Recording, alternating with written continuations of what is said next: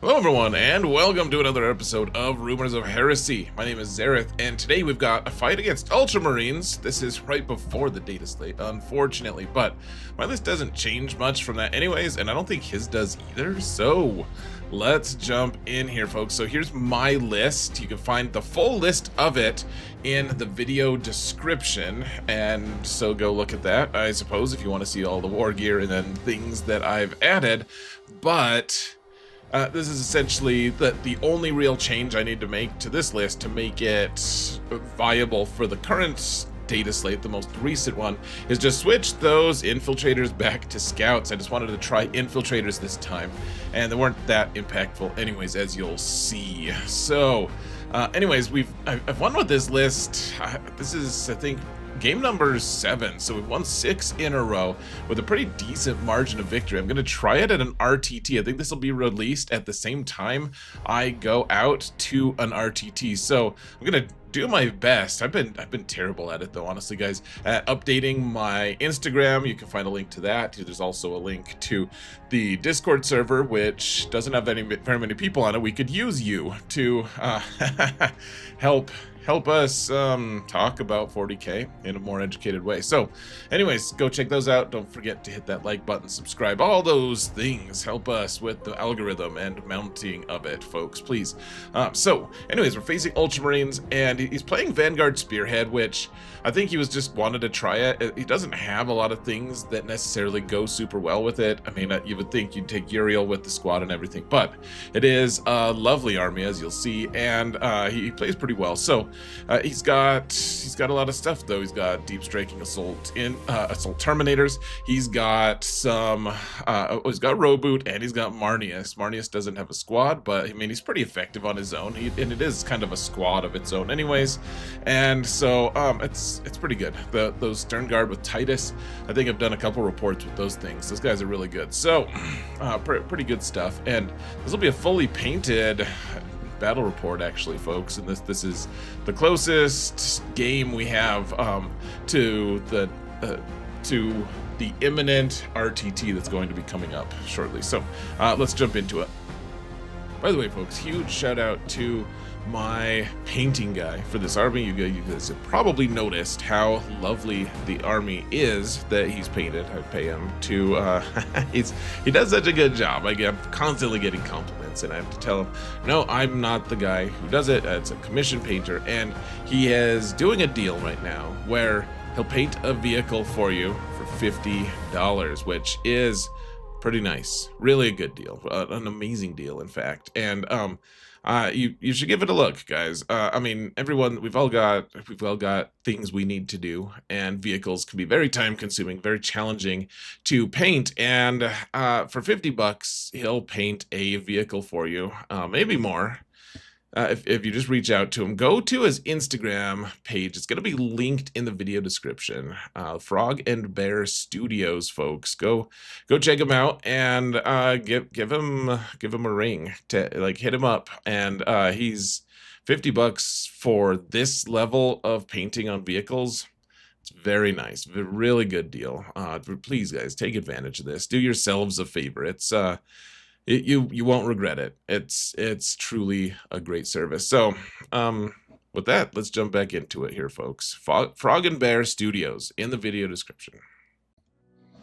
Okay, so here's our deployment, and this is deployment number 6. The terrain is just a little bit weird. We've got these walls here they're acting as walls of ruins, and so are these little barricade things. So they're just kind of the stand-ins for this, because we're going to be playing this mission at the Rocky Mountain Open. It's not going to be at the RTT, but the GT that I'm going to be going to in a couple weeks will have those. So here, I got to go first once again here, folks. My opponent doesn't have any infiltrators or anything, so that's kind of a nice advantage for me. We put the infiltrators and eventually the incursors in that center building there. Of course, Blade Guard and Adrax, I don't really love that location for them, but this is the first time I've played this map with this list, so I'm just wasn't sure where to put things necessarily. That it'll be optimized hopefully the next time I play it, or more optimized. I think what I would do in retrospect, because this is what I eventually did anyways was I tried to get the Impulsor, which is it's an obvious whatever you call it, proxy. Gosh, I need to learn words, folks. So the Impulsor would go right where this Destructor is. The Infernus would probably be somewhere around where that Impulsor is. And then this Destructor, Predator Destructor, would probably just start in the building in the back here, like on the objective in the back, because he won't get shot, and then he can just poke his head out, and he has the whole firing lane down here to be able to shoot, and eventually we'll be able to shoot onto the objective and the other objective. So I think that's what I'm going to try next anyways, but we put a lot in reserves, and that's by intention. Couple deep strikes with the Storm Speeder and the Jump Pack Intercessors, and then a third Predator, Ballistus Dread, and 5 Infernus in strategic reserve. Super nice to have a ton of reserves, guys, honestly. As long as you don't put too many things in, then you don't want to get wiped out right away. But my opponent is his Hellblasters. They're all hidden, hanging out with some Intercessors. He's got a squad of kind of skirmishy high OC characters or models on like across from each objective, and so he's got Intercessors on the top. He's got Assault Intercessors here, which I kind of think he should have put the Assault Intercessors with Marneus, but if he can go with them, I'm pretty sure he can. And then 5 Intercessors with the Hellblasters, so they're all kind of backing a more elite squad. And then Roboot was on the top. It kind of surprised me that he did that, but he did. Typically I would put Roboot in the middle. I expected him to put him in the middle, but putting him on the top puts a strange amount of pressure on my expansion objective, something I'm not really that accustomed to. So I think that's fairly wise, on some levels at least. And then we've got 5 Devastators here hanging out on the middle level, because then they can have line of sight all the way into that center objective, and something I wasn't really tracking. He said it, but I was like, yeah, okay, cool, and just kind of. I just don't see it happen too often. That's all. No excuses and nothing bad on him, of course. It's one of those things. If you're not used to it, then you don't pay it much mind sometimes. Pay it as much significance as you should. So, anyways, I mean, I like this board, but it's kind of scary. Like you have a lot of line of sight along firing lanes here and here. And then you do have some other firing lanes if you can get something with decent range up toward the middle. Like he's able to see all the 2 of the objectives, and then see all the way across the board on some angles at least. So there's quite a bit of visibility if you can find the right firing lanes. And like the center, you can see all the way from one objective, one home objective, all the way to the other home objective. Well, some parts of it, of course, but it's something. So yeah, let's get into the planning of it. We rolled off, and of course I have to go first again. This is just the standard thing lately. I mean, RNG is what it is. It'll change eventually. I do like to have final turn, however.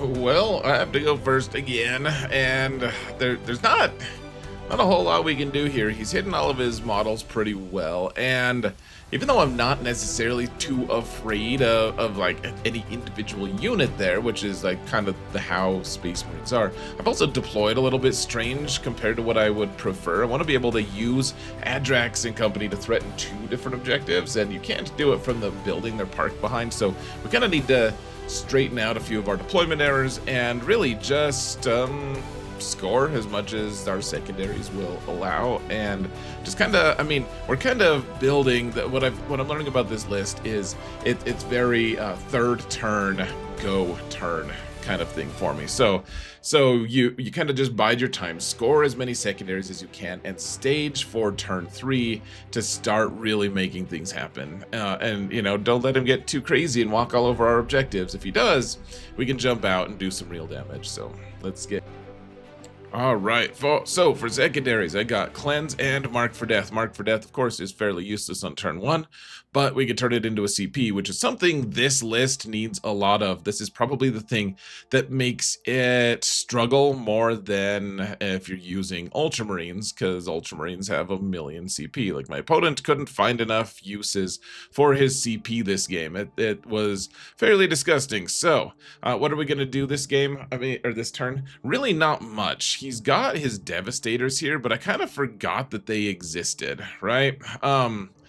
So we could probably shoot them, but I forgot they existed. So we're not gonna shoot them this turn. Like, that would have been a perfect turn to shoot them. Like, just poke out the Ballistus, poke out the Predator, have one of them ignore cover possibly if we wanted to with stratagem, and wipe him out, or at least take a bunch of them out. He doesn't even have guys that are in a good position to really shoot back, but I just didn't remember that they were there. So instead, we're going to get Adrax over here to kind of eventually get into this building and have the Blade Guard threaten objectives. And otherwise, we're going to poke the Incursors out. They scouted up, and they're in this building. They're going to just get up here, and they're going to cleanse a little bit. They get out their Windex, and we're going to double cleanse. So that's exactly what we did here. Here's one Incursor. The rest of them are just tucked neatly away. We made sure we measured 2 inches out.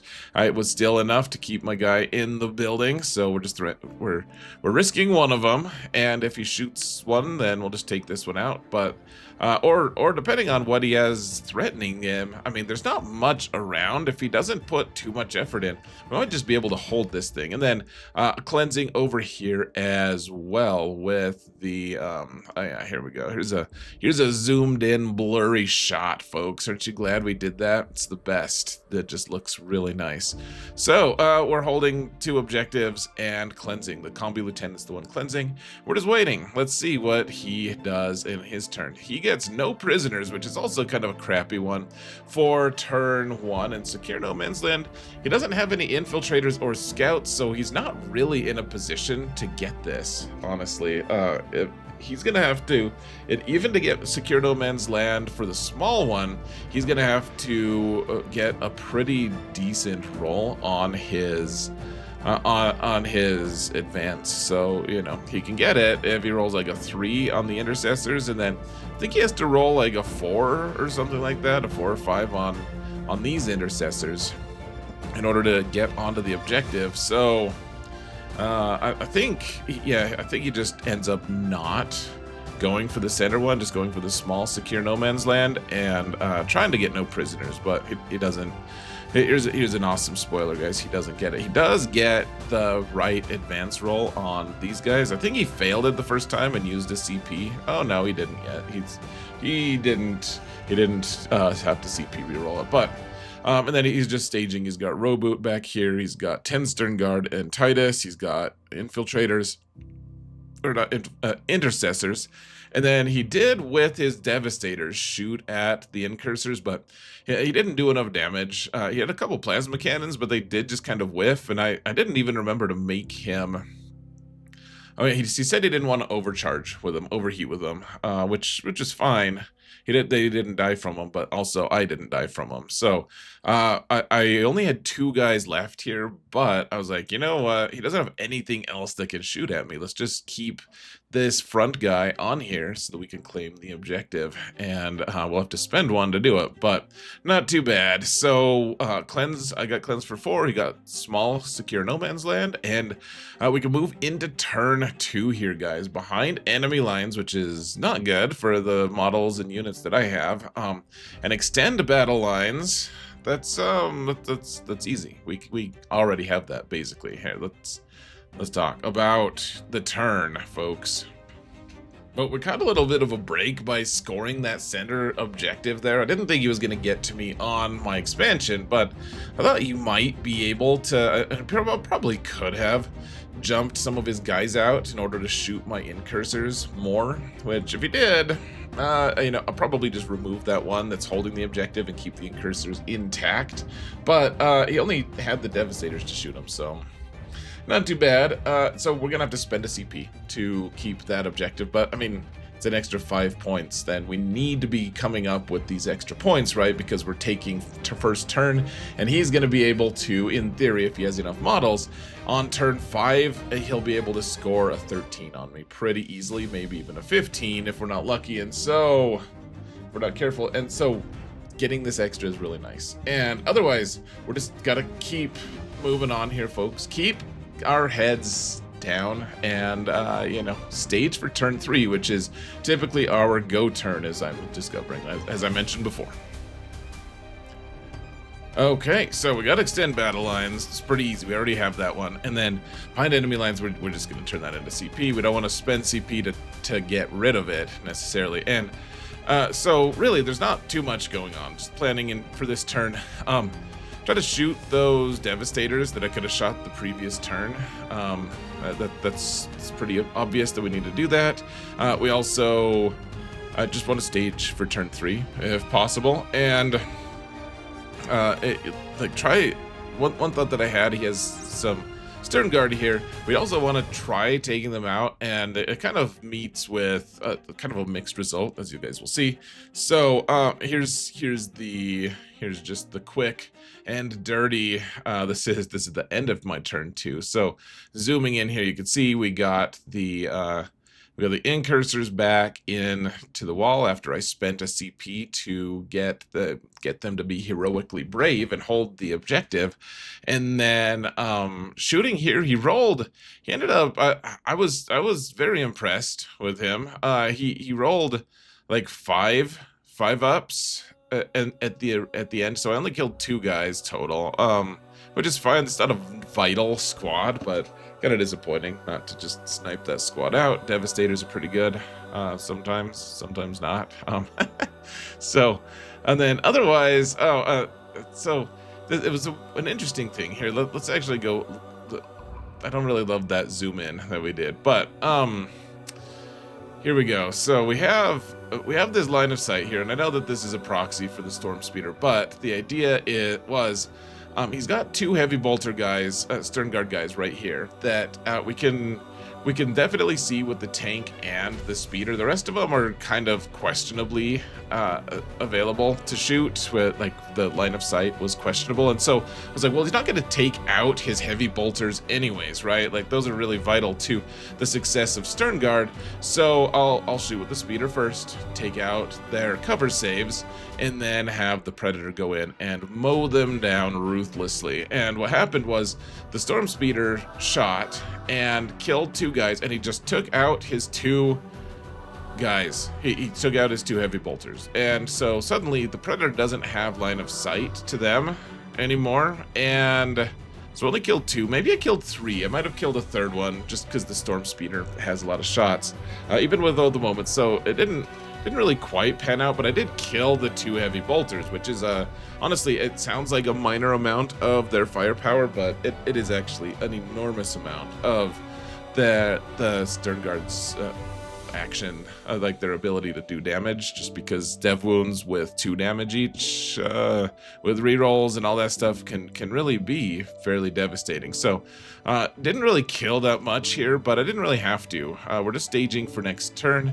trying to turn 3 and trying to threaten objectives and mess around, just trying to muck about, as they say. So he got area denial and no prisoners, and which are both doable. He's got to roll a pretty high advance roll to get his guys into within 6 inches of the objective, or within 3 inches of the objective, I should say. And otherwise, I mean, no prisoners is perfect. I just gift wrapped 2 vehicles for him, so he should be able to do that pretty easily.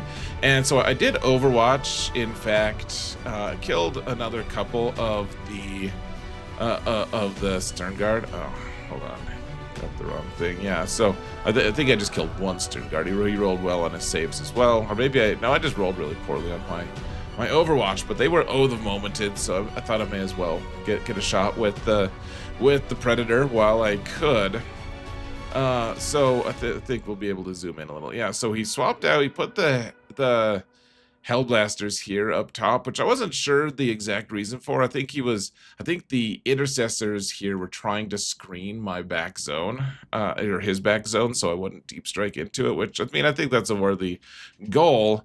But then the Hellblasters are out in front, and of course, if I shoot them, they can shoot me back, so it's not the best situation for me anyways. And then, of course, he's got his Assault Intercessors. They rolled for their advance, and I think they did like a 4 or 5, and they didn't get it. So he re-rolled it with a CP and still didn't get it. Because remember, just because he was able to get like a 3 and get onto the objective, but just because you're on the objective doesn't mean you're within 3 inches of the center of the board. Like it's not within 3 inches of the objective. Area denial is 3 inches within the center of the board. So I was like, dude, you could just keep your guys in the building if you want, no big deal. And he was like, no, I wanted to threaten this objective and hold it anyways. So that's fine, totally fine. Okay, so there's this pretty big blunder that I made here, folks, and that is that there was a tiny little hole that his Terminators could deep strike into here, like between my between the Dreadnought, the Intercessors, and the Predator. There was just like this little, if he had 7 Terminators, he couldn't have done it. Like it was a very close thing, but he was able to get his Terminators landed here, and then he spiked the roll for charging, charged the Predator. He needed a 9, he got like a 11 or something. It was crazy.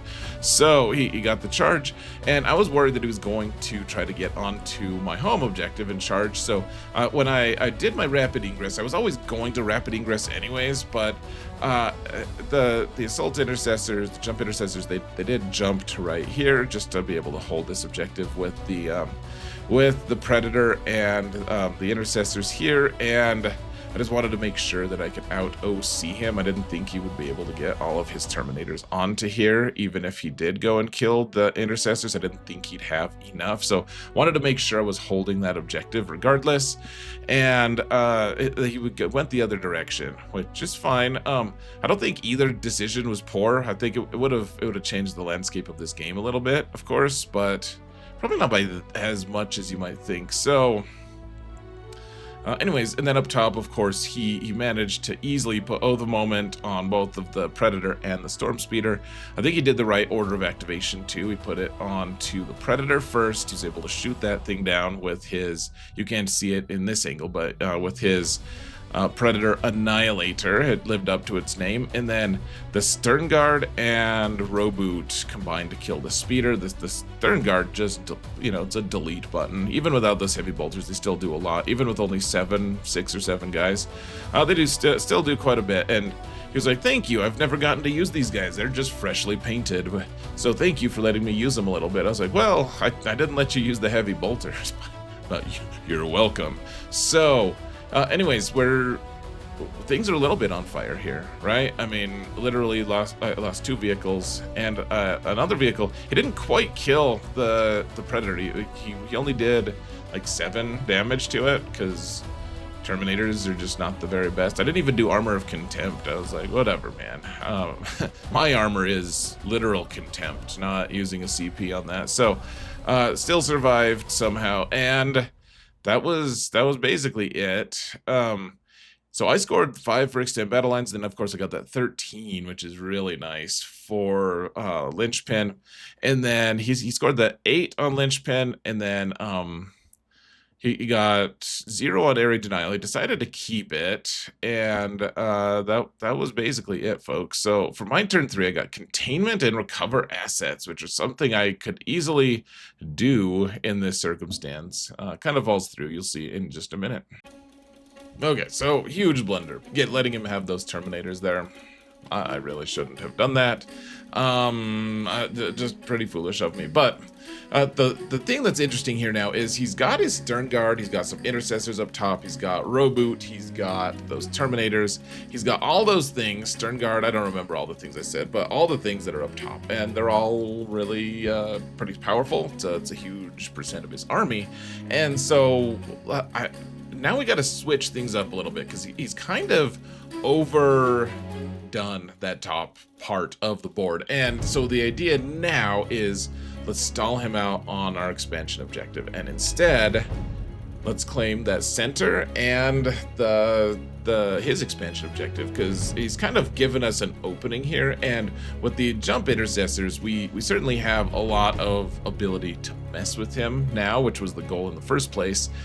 So I wanted to see also that there hasn't been a time that our assault intercessors have like needed to kill something, but I wanted to see what they could do with those Hellblasters. So hold on to your butts, folks.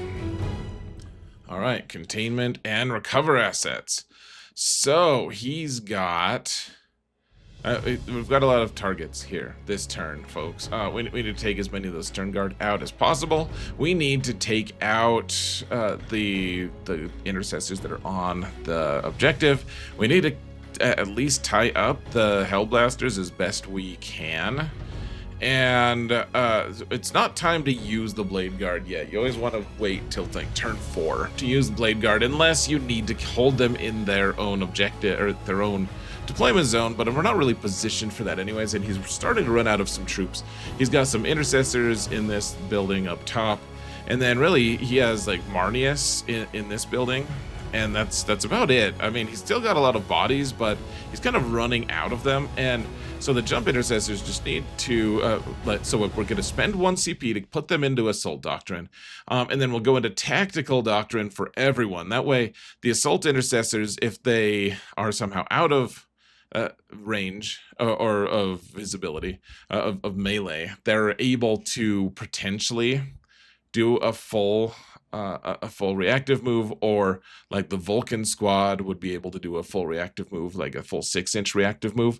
And the Predator can just back up. I did pass my battle shock test on him. He can back up and then just shoot some of the Terminators down. Just keep holding. I mean, as long as he keeps living, that's awesome. But I don't really care about killing the Terminators. We're just trying to stall him out on this in the top objective, remember? So here's what it ends up looking like. Let's zoom in though. So first off, we get some Infernus Marines right here, and we get Vulkan to see the Stern Guard. And so the Infernus Marines is just a 5-man group, but we did put the Forge Father buff or debuff, whatever ability, on the Stern Guard, and we managed to kill all but 3 of the Stern Guard. Remember, one of these guys is Titus, so pretty nice a number of shots and kills. And then the Predator and the shooty guys in Vulkan squad are able to kill 2 Terminators as well. So that worked out. I think maybe one of our Ballistus Dreadnoughts were able to ace them out as well. So you can see the lack of Assault Intercessors right here. Just managed to... So I got the Infiltrators and the Incursors out. The Incursors got into range. I don't think they did, actually. I don't think they quite were in range of 3 inches. I was trying to find a way to use their Haywire Mine. Didn't pan out, but I mean, we just removed them from the board, right? I think I killed the Devastators as well, but... one way or another. So here's an interesting thing, folks. I put these guys into Assault Doctrine, which means advance and charge, right? So they get up here. They actually spent a CP to bravely run away, and I still managed to get the charge. I got the impact hits on them, and then because I'm in Assault Doctrine, I used the stratagem to give myself Lance, which I had already put the Moment on the squad anyways, on the Hellblasters. So we got rerolls to hit and +1 to wound, but then the component that's missing is, because I'm in Assault Doctrine, I also got +1 AP, so it's 2 AP on the jump intercessors, and between impact hits and they couldn't shoot, unfortunately. I wanted to shoot with them, but you can't do that because they had advanced, and remember, it's advance and charge, not advance and shoot. So I couldn't shoot, but my impact hits killed 2.5 guys, and then the other 39 attacks, 3 of which are power fists, managed to remove the entire squad. Not quite the lieutenant, but it did kill the rest of the squad. So not too bad at all. Maybe a little bit poor saves on my opponent's part. Not too bad though. It was about average. And So the lieutenants left. He managed to kill one or two of them, and that was basically it. I really didn't think I'd kill that many Hellblasters. I figured I'd kill a few, but gosh, just getting a full squad of Hellblasters there with jump intercessors, pretty nice, pretty nice. The arrow is pointing at nothing right now, folks. Maybe I mean, it's inadvertently pointing at Marneus, I guess, but pretty good turn for me, really. Killed fewer Stern Guard than I was hoping for, way more Hellblasters than I thought we would, and a couple. I think this Ballistus Dreadnought didn't have anything to shoot at, and the goal was for him to be able to threaten this objective eventually, so he just comes in and shoots the Terminators, and I think he got one. He rolled really well on his Terminator 4-ups, which was disappointing, of course, but that was basically it, folks. We done did it. So he gets, oh, and I forgot to do recover assets because I went too gung-ho with the intercessors here, folks, and they shot before they could recover assets. So that was pretty foolish of me. I really should have done something different, but that's just how it went. So he gets area, he keeps area denial, and gets recover assets, and he's kind of running out of troops here. So I mean, I've given him some good targets, of course. So, you know, he's got the Furnace right here that he's got to wipe out, if at all possible, and then also trying to kill the, you know, whatever stuff is back here. Vulkan and his squad, the Predator, and everyone. And then just he's got to spend a turn to kill the jump intercessors, which is one of the things I love about a 10-man is it still takes resources, right? Like it's not tough to kill 10 Marines necessarily, but it does take a lot of things. You don't just casually wipe 10 of them out. So he wasn't casual about it. He got the Predator to shoot, he got the Intercessors to shoot, he got Marneus to shoot, and he did kill them. The other Intercessors here popped out from the building to get on, like they advanced and got onto the objective, and I don't think they quite killed the incursors. I don't think they quite managed that. But between Marneus charging and, well, I don't know, do we zoom in at all? Not maybe here. So they up here they killed the Infernus pretty easily. And then they didn't manage to, I think they did 3 wounds to Vulkan squad. I did reactive move Vulkan, his 6 inches away, just so that I could stay away from them. And you can see my reactive move from the Combi Lieutenant left him right here so that he couldn't really charge there. And his shooting from the Stern Guard, like he only has 2 guys left. It looks like. Oh yeah, because I did my Overwatch, and he rolled really well. I rolled really well. He rolled really well on his saves. Killed another Stern Guard, and then they wiped out the Infernus. Very tragic, but that's what the Infernus are there for, in theory. So, and then hilariously, he didn't manage to kill the Predator again. Didn't kill the Predator. Woohoo! That's awesome. Good for me. Oh yeah, and then over here.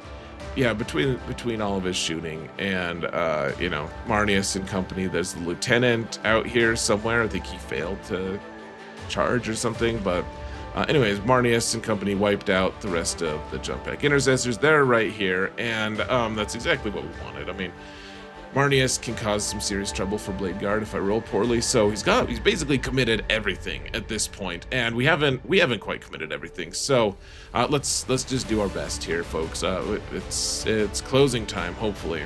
Yeah, it doesn't have much. I think I've managed to also wipe out his Devastator squad last turns too. So he's got his 2 Predators, which aren't that threatening. It's just 3 las cannons. I mean, it's nothing crazy. Of course, Roboot, we're just not going to kill him probably ever unless he's the only target left.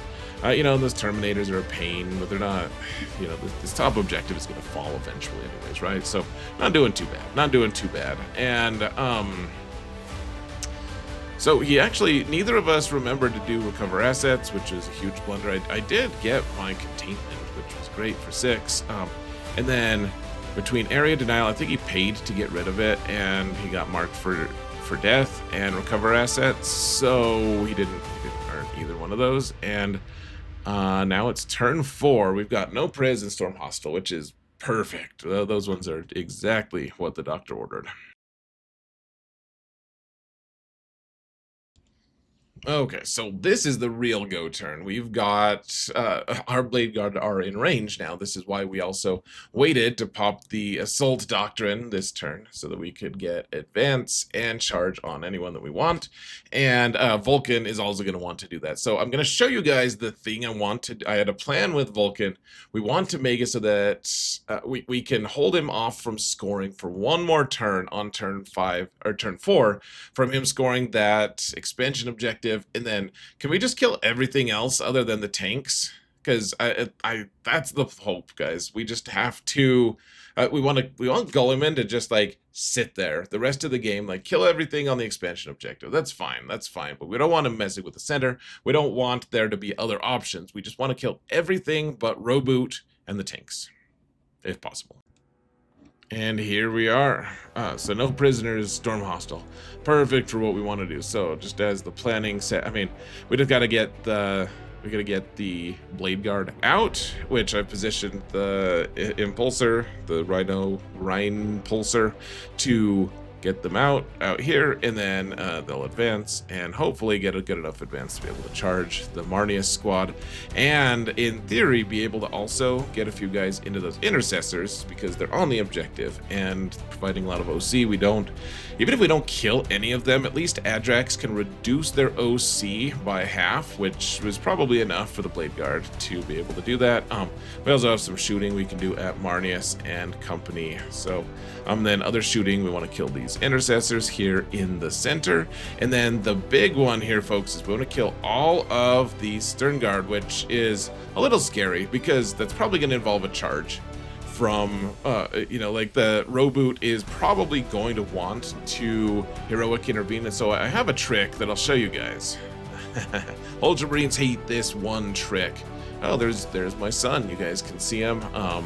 He's always hanging out at the shop with me, which is super fun. So looking at this, okay, let's take this step by step. So I decided to, with the tank, we passed our battle shock and it just fell back. I didn't put tactical doctrine on it. I wanted to keep all of my CP if possible, because the Terminators are they're too late now, right? Like they're too late for what. We just want them to be delayed by the tank again. If they charge the tank, great, that's fine. So here's the sneaky part of it, folks. So Vulkan, you remember, this is his objective. He's OC 10 on this objective, OC 11 with the Ancient on it, and so I have them in Assault Doctrine, so they advance. They can't shoot anything because none of them have Assault.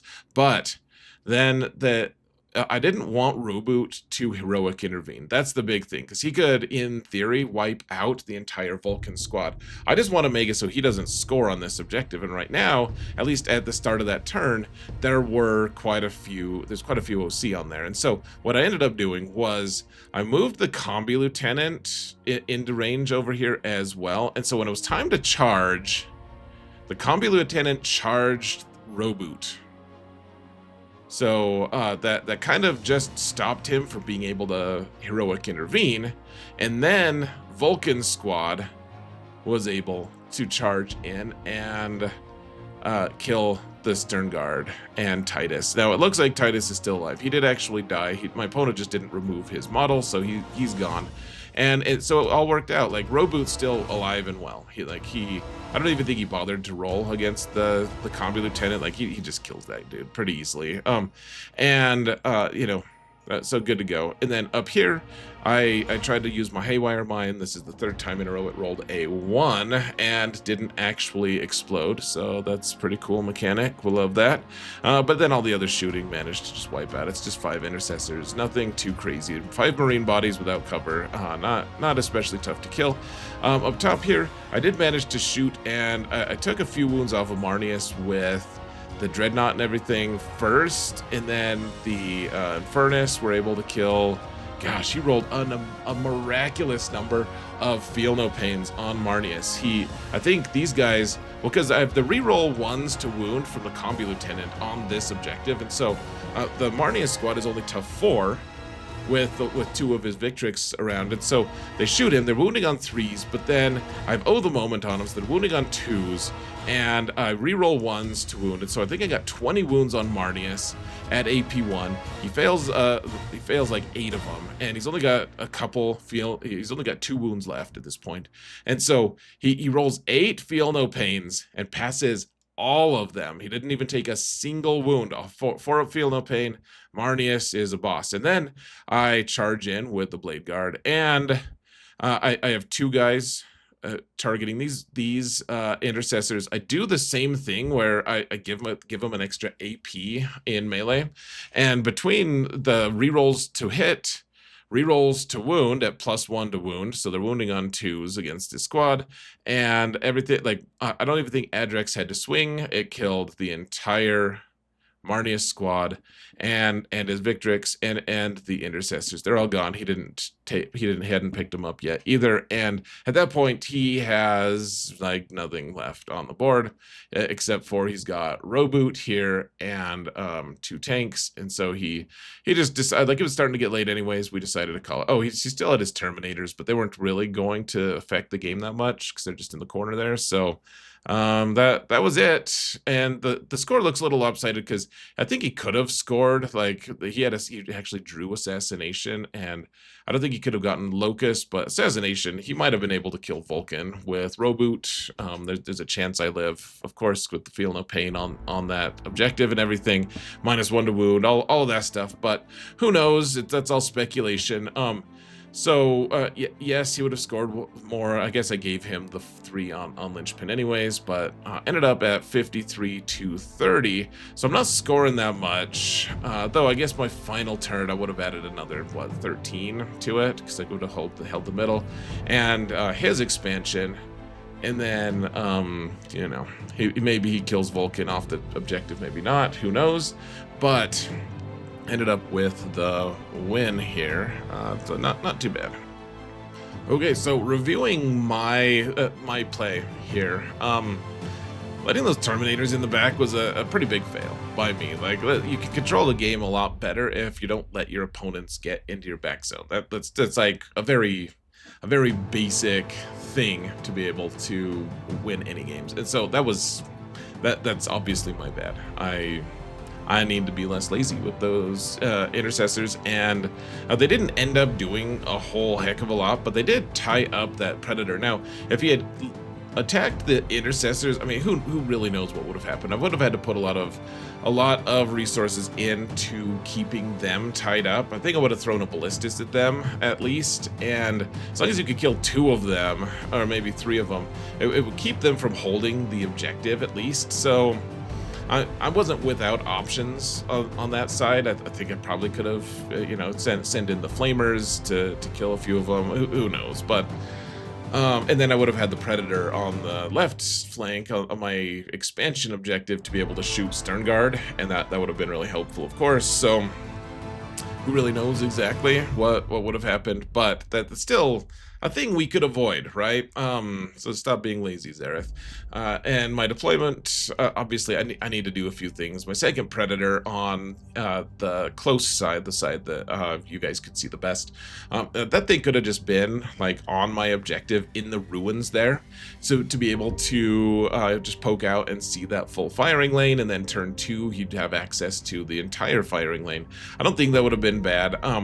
Definitely want that Impulsor to be near those ruins though, that it ended up at, but we don't want to have to like drive through firing lanes and rely on good advance rolls and stuff. So just something I need to work on, the deployment. Like, this is one thing, guys. You know, even if you're playing against someone who's not that good at playing, and I'm not my opponent actually played pretty well here, I thought.